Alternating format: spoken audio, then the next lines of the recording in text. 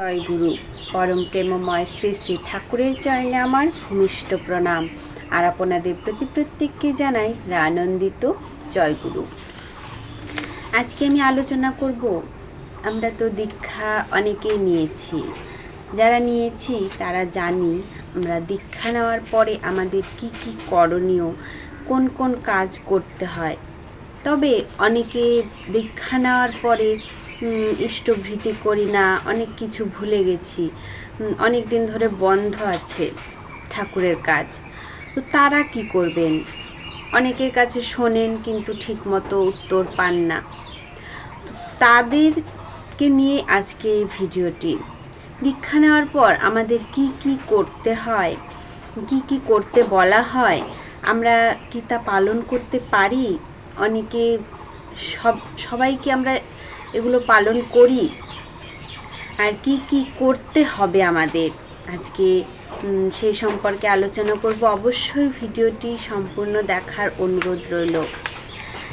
দীক্ষার সময় যা যা করতে বলা হয়, যজন যাজন ইষ্টভৃতি, তা যদি নিজেরা ঠিকমতো পালন করে চলি তাহলে আমাদের কথার ওজন বাড়ে।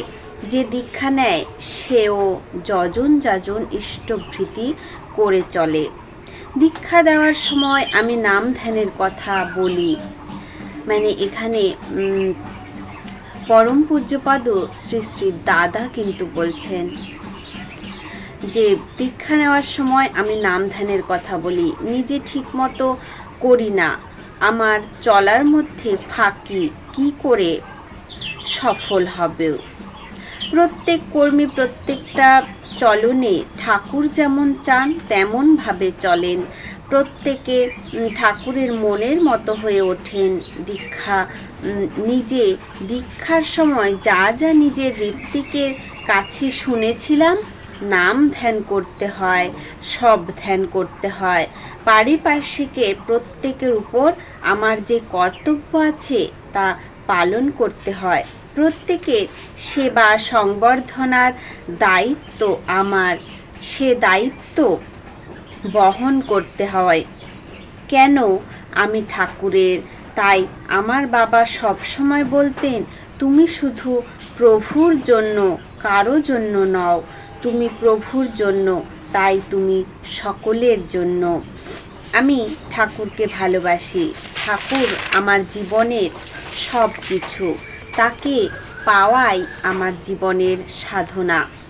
ঠাকুর সবাইকে নিয়ে, তাই সবাই আমার প্রিয়। এরকম করে চলতে হয়।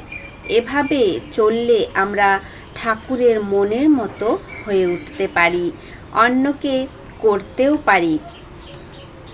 তাই ইষ্টভৃতি আমরা দীক্ষা নেওয়ার পরে ভুলে যাই অনেকে।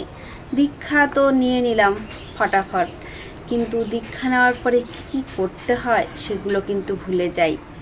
যেমন যজন যাজন ইষ্টভৃতিটা তো করতেই হবে। প্রত্যেক সৎসঙ্গীর এটা কর্তব্য বলতে পারেন, কারণ ইষ্টভৃতি না করে আমরা কিছু খেতে পারি না। আর যখন ইষ্টভৃতিটা করি তখন সেটা আমরা আমার ঠাকুরকে দিই। ঠাকুর আমার, আর আমি ঠাকুরের হতে চাই। আর ঠাকুরের যখন হতেই চাই তখন ঠাকুরকে আমি কিছু না দিয়ে নিজে কি করে খাবো? সেই জন্য কিন্তু আমরা ইষ্টভৃতি করি। আর যজন যাজন এটা ধীরে ধীরে হয়ে যায়। শ্রী শ্রী দাদা পুনরায় বললেন, এখনই আমরা সারা ভারতে 4 কোটি হয়ে গেছি। চেষ্টা করলে 5 কোটি, 6 কোটি, 7 কোটি, 8 কোটি হয়ে উঠতে পারি কয়েক দিনের মধ্যে। সবাই সর্বকল্যাণকর এই কর্মে লাগেন। সবাই আলস্য ত্যাগ করে ইষ্ট প্রতিষ্ঠার জন্য যা করণীয় করতে থাকেন। অনেক কেন্দ্র করেন, অনেক উপযোজনা কেন্দ্র করেন, অনেক মন্দির করেন, আর সেগুলো পারস্পরিক মিলন কেন্দ্র করেন, যেখানে আমরা গিয়ে ঠাকুরের পুজো করতে পারি, ঠাকুরকে পেতে পারি, ঠাকুরকে গ্রহণ করতে পারি। সবাই ভালো থাকেন। এখানে শ্রী শ্রী দাদা বলছেন, অনেক উপযোজনা করতে, যেখানে আমরা ইষ্টভৃতি জমা দিতে পারি, বা আর সমস্ত কাজ কিছু অজানা থাকলে সেটা আমরা জেনে নিতে পারবো। অনেক মন্দির করতে পারি, সেগুলো কি হবে, পারস্পরিক মিলন কেন্দ্র হয়ে উঠবে। আর দীক্ষা নেওয়ার পরে তাহলে বুঝতে পারলেন কি কি করণীয়, কি কি করতে হবে। সবাই ভালো থাকুন, আনন্দে থাকুন, পুরুষোত্তমের প্রতিষ্ঠার এই মঞ্চে নিজেকে আহুতি দিয়ে জীবন পুণ্যময় করে তুলুন। আজকের আলোচনা প্রসঙ্গ এই পর্যন্তই। জয় গুরু।